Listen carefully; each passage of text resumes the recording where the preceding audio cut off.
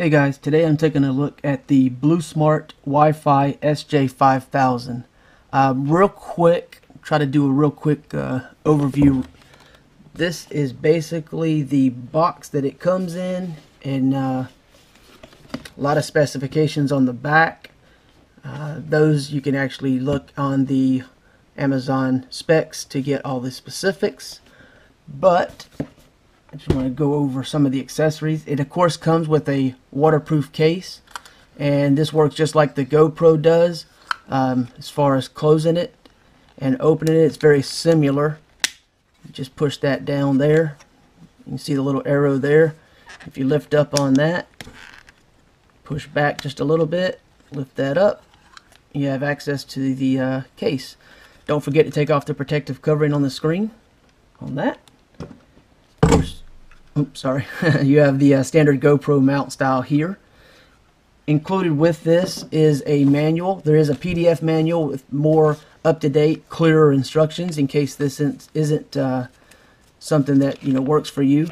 But this camera is actually pretty simple. I've included links to the Android apps, and if you use those apps, it actually makes the operation of this thing very simple. You have the USB charging cable, it's your standard like Android style charging cable.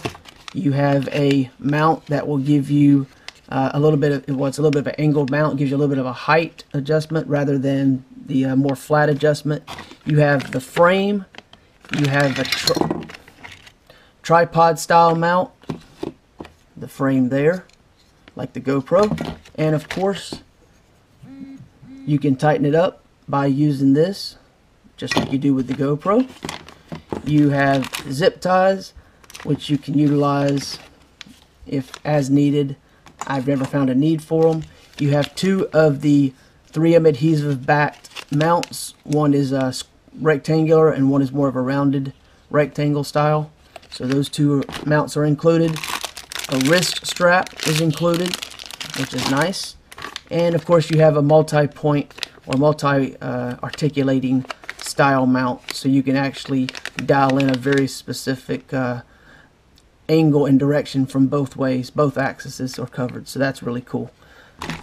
As far as the camera itself, you've got your power and your mode button. There are multiple LEDs on this thing. It's like Vegas at night, but yeah. The LCD screen, very easy to read, very easy to set the mode through the mode button, and of course your shutter or OK button or select button. As far as HDMI connectivity here, charging port here, micro SD card here, and as far as the battery, I find it easier to just kind of tap. Well, there it goes. Fumble fingers today, sorry. Tap and this thing comes off. The battery is very easy to insert like that. And this, place there. There we go. A little bit of a rush because I want to make sure and fit in some actual video footage of this. The Wi-Fi button here, your little Wi-Fi indicator here. This button also doubles as a flip button, so you can actually flip the picture, so you don't have to do that during post-processing, which is really cool. The Android app is very, very simple, very easy to use. There are two of them. They're basically the same, so it really depends on which one you decide you want to use. The videos that I've shot with this are only going to be showing 1080p 30 frames per second, and I find in bright light and action or no action, this thing does really well. Like with any other camera, the lower light, you do get a degraded video, a little bit grainier video, but it's not major problematic as far as the quality. It's actually pretty impressive considering it's not really designed to be a low light style camera. But the fact that it is compatible with everything except for the batteries, basically like a GoPro, makes it really nice. And it has this little flange area so that things can attach, like the backpacks and whatnot, is what it looks like.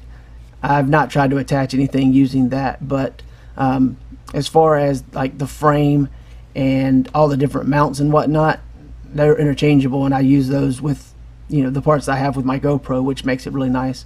And I've already done a little bit of that, just playing around with it. I would suggest using a very high quality micro SD card. I had a high quality small and a low quality larger one. The larger one gave me some problems, and I thought it might be the camera, but as soon as I switched out to the other card, all problems were resolved. So it's definitely the cheaper cards you just have to avoid. That's just good practice in any situation. I got more specifics in the text portion of the review, but I just wanted to give you a real quick overview of how this looks and what the different connections look like. And I wanted to give you some examples of the video, so that's what we're going to jump to. Okay? Thank you. Who's a good boy? Who's a good boy?